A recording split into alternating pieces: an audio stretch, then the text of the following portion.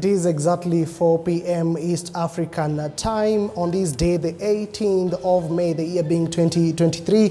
You're just in time for the latest in the world of news between and across the country and beyond the borders. My name is Moigi William. Welcome to the broadcast.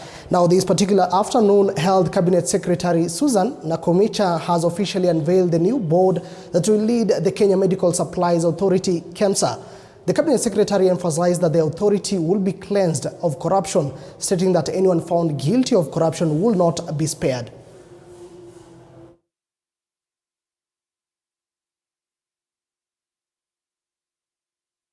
The new acting CEO, Andrew Mulwa, and members of the Fourth Estate, good morning.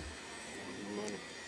I am pleased to be here today to announce to the country that following the appointment by His Excellency the President of the new chair of the board, as well as the nomination of members of the board by myself, I have hereby just concluded inauguration of the board and given them the full mandate to drive this institution to where it is supposed to be within the constitution of this country.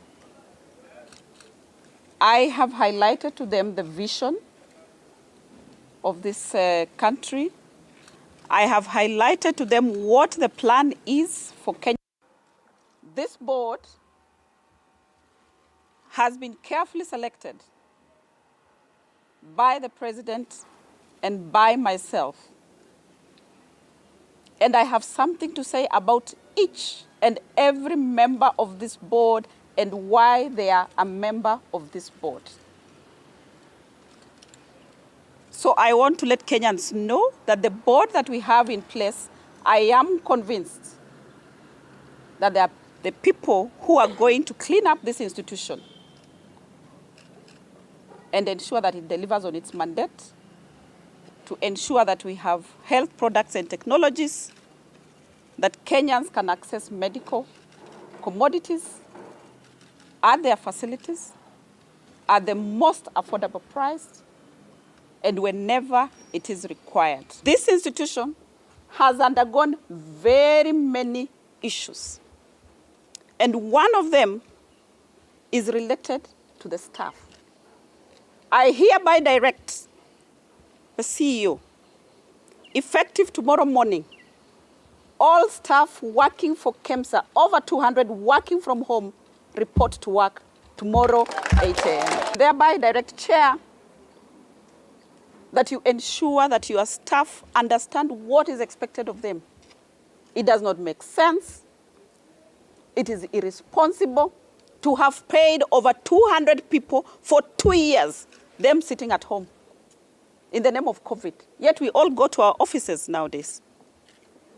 So Chair of the board, please ensure and tighten the human resource skills and expertise that you have within this institution. Let me also say that we have individual culprits who taint the image of this institution.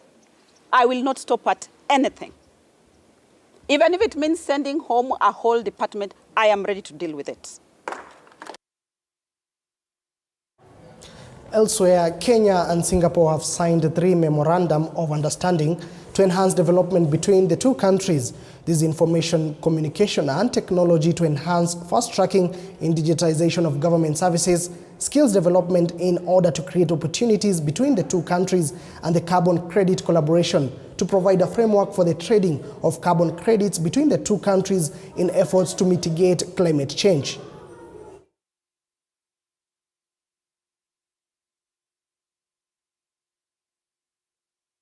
Witnessed the signing of 3 memoranda of understanding on ICT, which will facilitate cooperation on cybersecurity, digitization of government services, ICT capacity building, among the other areas. We also signed another MOU on skills development to facilitate collaboration in human resource capacity building for civil servants and students, particularly in specific areas that need to support a sustainable socioeconomic development priorities, especially the ones we have identified in Kenya. As we all understand, the Tibet space is the engine for providing the human capital necessary to assist us in driving our Vision 2030 and our economic development blueprint as a government. We signed an MOU in carbon credits collaboration under Article 6 of the Paris Agreement, and this will encourage, develop, and facilitate collaborative carbon credit projects of mutual interest. International collaboration, such as this agreement between Singapore and Kenya, is critical to promoting global climate action to achieve the goals of the Paris Agreement.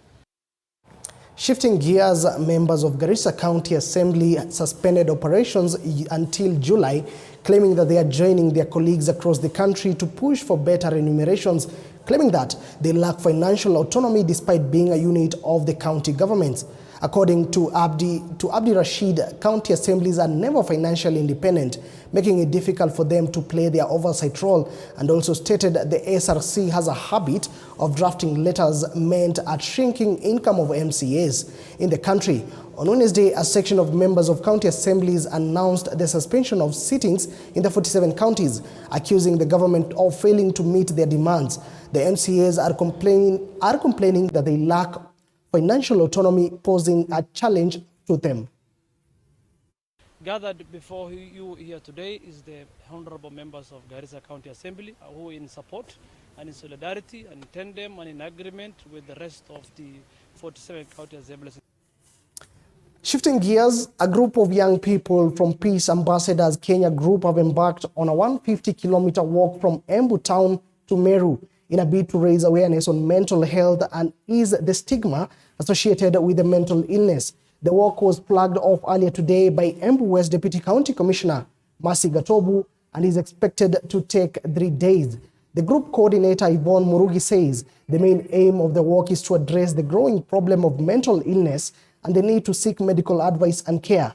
She has encouraged the public to talk freely about mental health, especially among men who tend to suffer in silence. Karibu kila siku tunapata habari ya kwamba mtu amejiua ama ametenda kitu mbaya kwa mtu mwingine. Kutoka Embu all the way to Meru. Tunataka kwenda tukiambia watu hii ugonjwa ni ugonjwa iko. Na tunaambia watu the same way ukiumwa na kichwa ama ukiumwa na tumbo unakimbianga hospitali, is the same way ukiona vitu zimekuwa mingi unaweza enda mahali utafute mtu umuongeleshe na usaidike. Tusivumilie vitu, usishikilie vitu. Unaweza ziongelea na mtu na usaidike. Hizi nguvu yenye naweza sema hiko ni nguvu ya kusema niko na shida nisaidieni. Ile mambo ya kukufa kimwanaume tumemaliza. So speak up, seek help. Yes, talk to someone. Moving on, as the Kenya Forest Service continues its nationwide tree planting campaign, aiming to plant 60 million trees during the short rainy season, Rotary groups and non-governmental organizations have accepted the call to meet the target by the end of 2023. In a speech at Nyanjega Primary School in Limuru, Kiambu County, the director of Rotary 254, Patros Mara, mentioned that they have involved school children in tree planting activities to take care of the trees within their school premises and strengthen the fight against climate change. Patrick Ngaroya, the ward representative for Tigoni, highlighted the concerning trend of deforestation and degradation of natural resources, resulting in Kiambu County turning into a desert-like area. The ministry should come out and get rid of eucalyptus, especially on our water towers and the near rivers. Kenya Forest should come up again very strong. They should go all around the country to make sure we don't have eucalyptus near the water towers. We can be able to reserve some areas and dedicate them strictly for agriculture and for forestry. We shall have a future, but the trade that we are going with as a county, even as a country, it's a bit worrying. The fact that they are being bought means there is someone who is planting them. Maybe we may not have fully done what we need to do, but because the president has given us up to 2023, I believe we'll have. The national government has agreed to provide equipment and personnel for the repair of the Lake Kanyaboli, which burst its banks on Sunday, causing severe flooding in Siaya and Busia counties. The government has taken this step following a request from Busia Governor Dr. Paul Otuoma to intervene in the environmental damage. Speaking during a joint committee meeting at Siaya, Busia, and other stakeholders, the Minister of Public Service and Gender, Aisha Jumwa, committed to sending personnel from the National Youth Service, NYS, and repair equipment to the area. Kanyaboli is almost empty, and that will mean a lot of livelihoods and an environmental disaster. We have already been in touch with even our national government in Nairobi. I've just talked to Waziri Jumwa, and they are sending in the NYS equipment to come and help us. And I'm sure they're also escalating it through the various government agencies and other stakeholders, Red Cross, and everybody coming on board. So we have agreed, both the Busia County government and the Siaya County government, on what we can do ourselves for immediate. Moving on, a bang worth 400,000 shillings has been seized and destroyed at Ndaragwa Forest in Aberdare Sub-County. Aberdare Sub-County Deputy County Commissioner Rukwaro Wandini says that they were tipped off about a bang plantation in the forest, and the multi-agency team reacted swiftly to the tip-off. Wandimi noted that the government is still trying to fight drug abuse, hence the move by the public to report the plantation is an effort from the public to help in the eradication of drugs in the society. The area chief and his assistant echoed his sentiments and have vowed to continue in fishing out the culprits.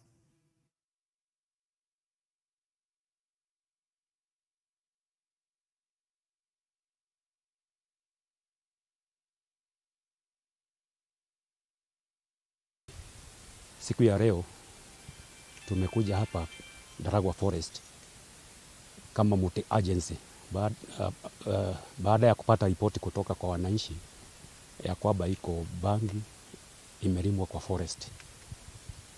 Tukishirikiana na KWS, Kenya Forest, na sisi multi agency security, tumekuja leo na tumeweza kung'oa bangi ambayo inatoshana na quarter of a ton. Ambayo bagi haiuzwa mali, inauzwa tu kwetu na inatumiwa na vijana wetu na wasichana wetu na ambayo inaharibu watoto wetu hapa katika hii eneo. Lagu kama chifu wa eneo hii, kama senior chifu wa eneo hili, ningetaka kushukuru sana kwa wale vijana ambao walitupatia hiyo information, na tunawahimiza waendelee sasa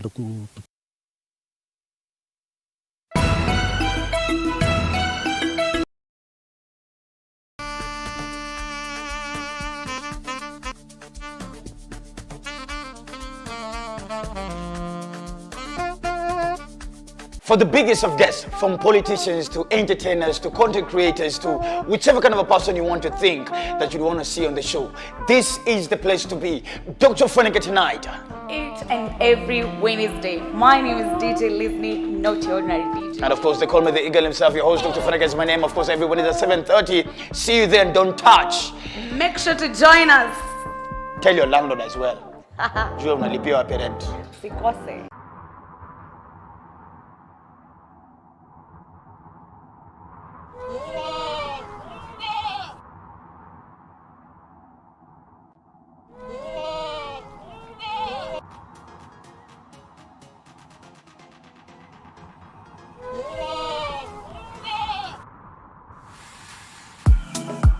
From politics, health, cooking, relationships, and entertainment, join Linda Alela every weekday from 6 a.m. to 9:30 a.m. only on Morning Cafe.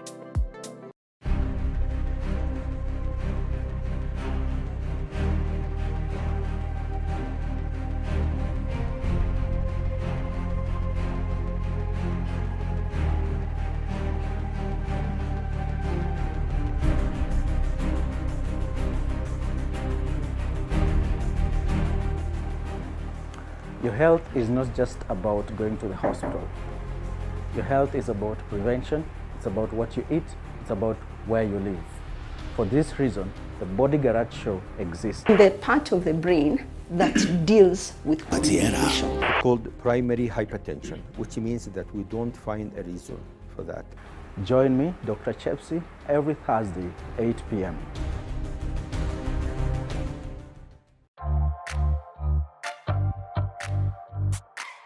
Hello and welcome to yet another edition of Beyond the Limit. We have not even scratched the surface when it comes to knowledge about disability.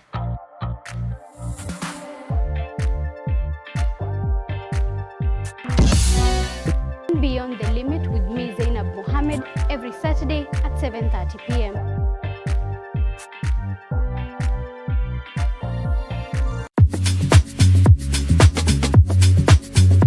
You know what pops in my house more than the rainbow? Walls. You know what I love between me and him? Space. Don't worry, dishes. No one is doing me either. Hey, not much, just hanging around. Pull yourself together. Enough on the jokes. Let's talk about real estate. Catch The Realtor every Tuesday at 6:30 p.m.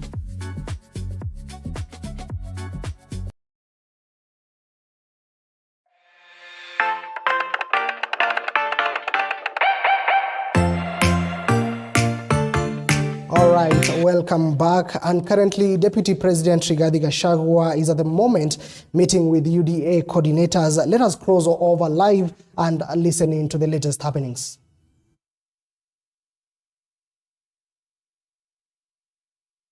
This party is going places. Wale watu wamepiga laini, wanataka kuja ni wengi.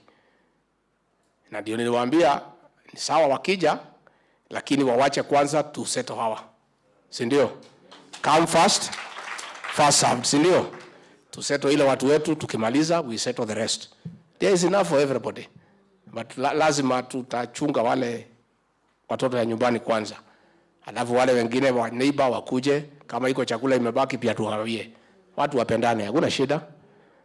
So watu ya magazeti hizi tumemalizana na nyinyi. Tunatakia nyinyi mema. Ndio mtu wache tuseme mambo yetu sasa on how we shall make this machinery. We don't want to give you the strategy because mtaenda kutuuza kwa ile watu. So the press, thank you very much. Maybe your bando kuja useme kitu kabla press kuondoka. Come and make your acceptance speech. Tupigie makofi.